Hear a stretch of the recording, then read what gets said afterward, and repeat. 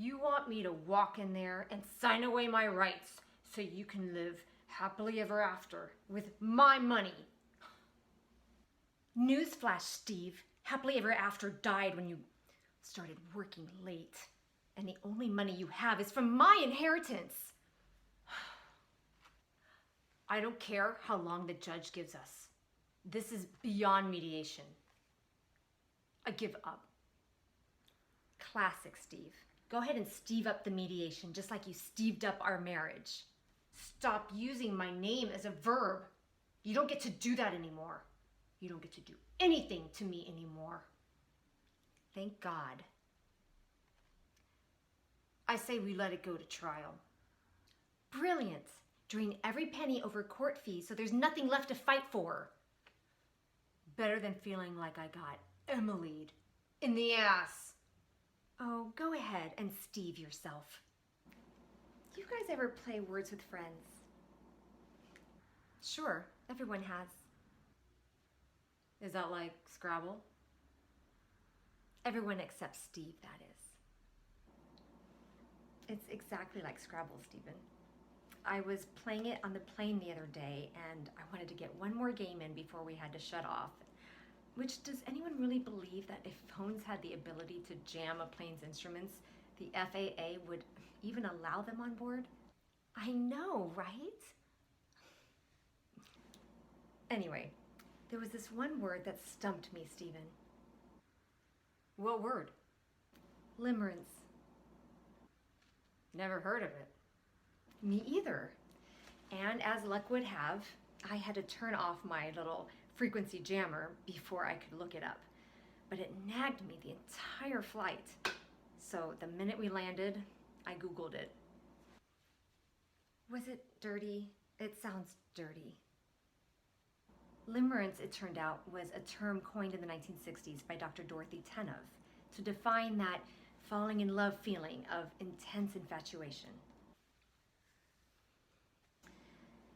The way Romeo felt for Juliet and Dante for Beatrice. The way you two felt when you first met.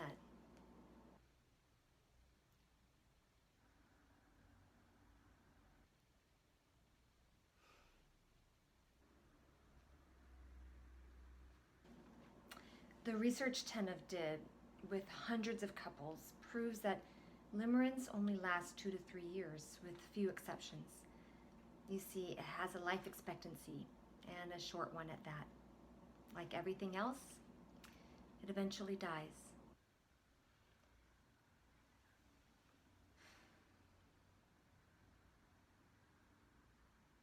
And what happens to us once limerence is gone? We want it back, of course. So we search elsewhere to find that high again. Or we push someone away in hopes it will find us once we're free.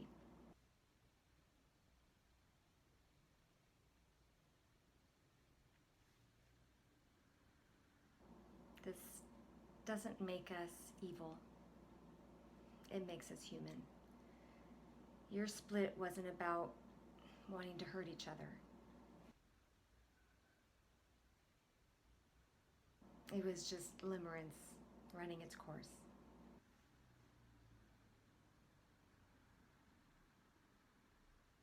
We better go. And as stated clearly and both signed and initialed by my clients in paragraph D, line 7, an amicable and amiable dissolution of marriage has been reached and agreed upon by both parties. Rendering an equal division of any property accumulated, noted in lines 6 through 9, debts incurred, lines 10 through 12, responsibilities for children for which they have none, luckily, and financial dependencies. At this time, I will call upon each spouse to verbally confirm their acceptance of the marital settlement agreement draft before them. Emily, Stephen, they both agree. This top copy of the MSA is for the courts, so that you may render your final judgment of divorce. I hope we didn't delay you too much, Judge Peters. Welcome to the district, and thank you for your time.